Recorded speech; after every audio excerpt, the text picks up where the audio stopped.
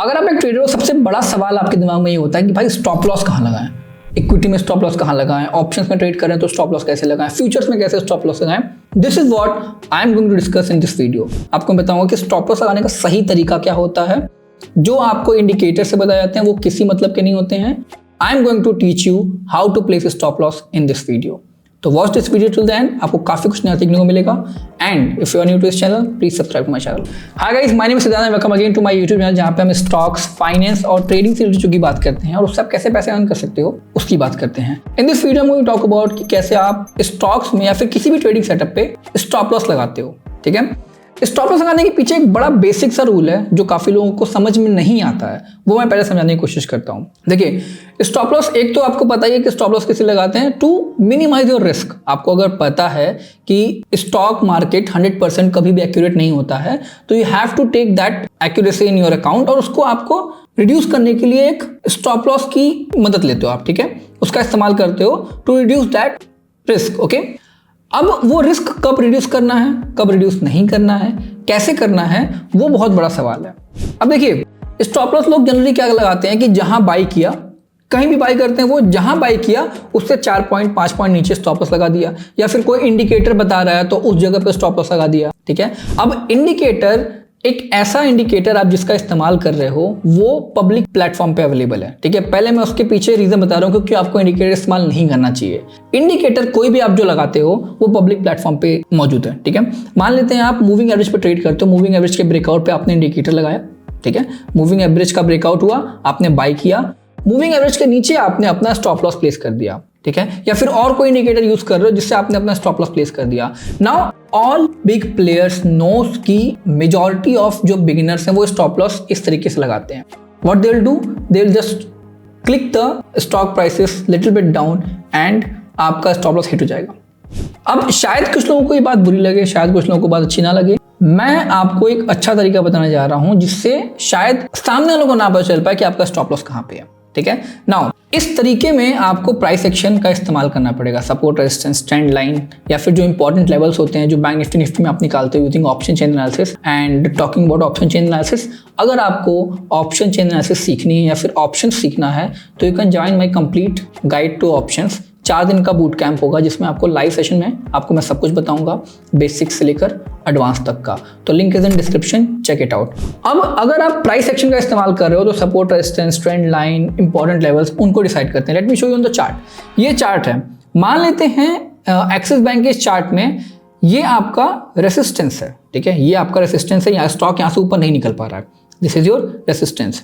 अब आपकी एनालिसिस क्या कहती है कि अगर स्टॉक ने इस रेसिस्टेंस को ब्रेक कर दिया, ठीक है, अगर स्टॉक ने इस रेसिस्टेंस को ब्रेक कर दिया तो you will enter in that particular trade. आप बाई करोगे इस पर्टिकुलर स्टॉक को अगर यहां से ब्रेकआउट हो जाता है तो। ठीक है, ये आपकी एनालिसिस है। स्टॉप लॉस आप उस केस में लगाते हो अगर आपकी एनालिसिस गलत हो जाती है। ठीक है, अब यहां पे अगर आपकी एनालिसिस ये कह रही है कि रेसिस्टेंस ब्रेक होने के बाद एंट्री करोगे आप, तो एनालिसिस गलत कब होगी कि रेसिस्टेंस ब्रेक हो गया, स्टॉक इससे ऊपर निकल गया, बट स्टिल वो नीचे आ जाता है इसके। ठीक है, वो फिर भी इसके नीचे आ गया, दोबारा नीचे आ गया, तो this is where your analysis is wrong. यहां पे आपकी एनालिसिस गलत प्रूफ हो गई। तो आपको स्टॉप लॉस उसी केस में लगाना है जिस केस में आपकी एनालिसिस गलत है। अब अगर आपकी एनालिसिस गलत यहां पे हो रही है, इस जोन में हो रही है, तो आप स्टॉप लॉस कहीं और क्यों लगाओगे? दैट इज क्लियर कि आपको इससे नीचे स्टॉप लॉस लगाना है। ठीक है, रेसिस्टेंस से नीचे स्टॉप लॉस लगाना है। अब आपने थोड़ा सा बफर लिया, ठीक, मैं थोड़ा सा बफर लूंगा और स्टॉप लॉस को कम से कम 4 से 5 पॉइंट नीचे लगा दूंगा। ठीक है, 698 है, 698 से नीचे मैंने मान लिया 690 पे लगा दिया। ठीक है, यहां पे लगा दिया। अब देखिए, स्टॉक ने अगर इस लेवल को फिर से ब्रेक करके नीचे क्लोजिंग दे दी तो डेफिनेटली आपके एनालिसिस गलत हो गई। ठीक, लेकिन कभी कभी ऐसा भी होता है कि यहां भी फॉल्स ब्रेकआउट, यहां भी फॉल्स ब्रेकआउट, ये स्टॉक फिर से ऊपर निकल जाएगा, तो उस चीज की गारंटी नहीं होगी। आप कभी भी 100% एक्यूरेट नहीं हो सकते हो। लेकिन स्टॉप लॉस हम कब लगाते हैं? जब आपकी एनालिसिस गलत हो जाए। तो आपकी एनालिसिस यहां पे गलत हो रही है, आपने यहां पे स्टॉप लॉस लगा दिया। अब इस स्टॉप लॉस को लगाने वाले कई तरीके के लोग होते हैं। एक होते हैं बहुत कंजर्वेटिव ट्रेडर जो ज्यादा पैसा लूज नहीं करना चाहते हैं। ठीक है, वो स्टॉप लॉस क्लोजली लगाते हैं। ठीक है, वो स्टॉप लॉस थोड़ा पास लगाएंगे। एक होते हैं हाई रिस्क टेकर, तो वो लगाएंगे थोड़ा सा और दूर। ठीक। अब लोग कहते हैं कि यार एक नंबर बताओ कि 1% नीचे 2% नीचे लगा दें। देखो 1% 2% नीचे का नंबर आप डिसाइड नहीं कर सकते हो, बिकॉज लेट से अगर हम इस स्टॉक में ट्रेड कर रहे हैं जिसकी वैल्यू अराउंड 730 रुपीज़ है, तो इसका 1% आपका 7.3 रुपीज़ हो गया। ठीक। अगर आप एक ऐसे स्टॉक में ट्रेड करो जिसकी वैल्यू 2000 रुपये है, तो उसका 1% आपका 20 रुपये हो जाएगा, 20 पॉइंट हो जाएगा। ठीक है। तो it depends upon the movement. अगर आप मान लेते हैं एक्सिस बैंक में आप रेगुलरली ट्रेड करोगे, आपको एक आइडिया लगेगा कि ऑन एन एवरेज ये कितना मूव करता है। ठीक है, एक दिन में कितना मूव करता है। इस तरीके से आप टारगेट भी डिफाइन कर सकते हो। अगर आपको इस पर वीडियो चाहिए तो let me know comment box में कैसे आप टारगेट भी डिफाइन कर सकते हो on the basis of movement. ठीक है, मैंने यहाँ पे एनालिसिस की थी, वो एनालिसिस कहाँ पे गलत हो सकती है, अगर स्टॉक इसके नीचे आ जाता है तो मैं इसके नीचे अपना स्टॉप लॉस प्लेस कर दूंगा। ठीक है, ये मेरा स्टॉप लॉस है। अब यहां से आप डिफाइन कर सकते हो टारगेट को, वो अलग डिस्कशन है। ऊपर जितना टारगेट हुआ वो आपका रिस्क टू रिवॉर्ड रेशियो हो गया। अगर आप ज्यादा रिस्क टेक करो तो थोड़ा और बड़ा गैप ले सकते हो आप। ठीक, इस केस में हो गया। अब यहां पे एक और केस हो सकता है कि मान लेते हैं आप रिवर्सल पे ट्रेड ले रहे हो, ये तो आपका ब्रेकआउट था। ठीक, अगर हम ब्रेकआउट की जगह रिवर्सल पे ट्रेड लेते हैं, मान लेते हैं ये वाला लेवल है। ठीक, इस पे हम अगर ट्रेड ले रहे होते, ठीक, यहां पे ट्रेड ले रहे हो, रिवर्सल हुआ, तो रिवर्सल में आप यहां पे बाई करने जा रहे हो। आपने ये एनालाइज किया कि यहां से रिवर्सल होगा और स्टॉक ऊपर जाएगा यहां से, तो आप यहां बाई करोगे। आपकी एनालिसिस गलत कब होगी, जब स्टॉक इसको ब्रेक करके नीचे चलाएगा। ठीक है, अगर स्टॉक ने इसको ब्रेक कर दिया और नीचे चला गया तो आपकी एनालिसिस गलत हो जाएगी, और गलत होगी तो आपको क्या लगाना है, स्टॉप लॉस। अब यहां पे हम इसके नीचे स्टॉप लॉस लगा देंगे। कोई हार्ड एंड फास्ट रूल नहीं है कि आपको कितने पॉइंट का स्टॉप लॉस लगाना चाहिए, बिकॉज नोबडी नोज कि ये कितना डिप लेके वापस मूव करेगा। It's all about your experience. मैं जनरली अगर 1000 रुपीज तक का स्टॉक है तो 10 रुपीज का गैप लेता हूं। ठीक है, 10 रुपीज का गैप लेता हूं अराउंड, और उस बेसिस पे ट्रेड करता हूं, क्योंकि मेरा थोड़ा रिस्क एपेटाइट ज्यादा है। आप रिस्क एपेटाइट अपना कम भी कर सकते हो। ठीक है, और रिस्क एपेटाइट कम करने का मतलब सिर्फ स्टॉप लॉस इंक्रीज करना नहीं होता या फिर डिक्रीज करना नहीं होता है, आप क्वांटिटी में भी चेंजेस कर सकते हो। ठीक है, अगर आपकी क्वांटिटीज कम हैं तो आप स्टॉप लॉस बढ़ा ले सकते हो। नाउ कई तरीके के लेवल होते हैं। अब ये लेवल देखिए, जैसे आप देखो बिल्कुल क्लोज है। कुछ लेवल ऐसे होते हैं जिसमें ये कैंडल आपकी नीचे तक आई होती है। ठीक है, ये कैंडल का जो विक है वो नीचे तक आया होता है, तो हम उस विक को भी पूरा कवर करते हैं, क्योंकि वो विक तक आया था एक बार, तो प्रोबेबिलिटी है कि वहां तक फिर से आएगा। तो मैं इस तरह भी स्टॉप लॉस लगाता हूं। ओके, अब ये तो हो गया आपका इक्विटी में। इक्विटी में आप ऐसे स्टॉप लॉस लगा सकते हो, बट सबसे बड़ा मुश्किल काम होता है ऑप्शंस में स्टॉप लॉस लगाना। और वो स्टॉप लॉस लगाने से पहले मैं एक सवाल लोग जो पूछते हैं मेरे से, उसका जवाब देना चाहता हूं। ऑप्शंस में स्पॉट का चार्ट होता है, ऑप्शंस में प्रीमियम का चार्ट होता है। लोगों का सवाल होता है कि यार प्रीमियम पे लगाएं कि स्पॉट पे लगाएं। उसका जवाब मैं आपको चार्ट पे दूंगा। यहां पे आप मैंने चार्ट खोल रखा है निफ्टी 50 का, और ये एक्सपायरी है इस जुलाई की। ठीक है, निफ्टी 50 में 21 तारीख को जो मूवमेंट हुई थी, मार्केट ऊपर गया, ठीक है, नीचे आया, फिर ऊपर गया। ओके, ये मूवमेंट हुई, ध्यान देना इस पे। मार्केट ऊपर गया, नीचे आया, फिर ऊपर गया। ये बॉटम, ठीक है, ये बॉटम और ये बॉटम मैच नहीं कर रहे हैं एज पर निफ्टी।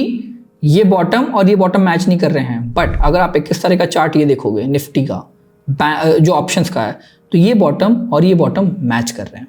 मतलब अगर आपने इसके बेसिस पे इसमें स्टॉप लॉस लगाया होता यहां पे, ठीक है, अगर आपने स्टॉप लॉस यहां पे हार्ड स्टॉप लॉस प्लेस कर दिया होता, जीरोधा के प्लेटफॉर्म पे जाके आपने 32 रुपीज पे स्टॉप लॉस लगा दिया होता, तो even if Nifty is not moving that downward, आपको स्टॉप लॉस हिट हो गया होता, आप लॉस करते।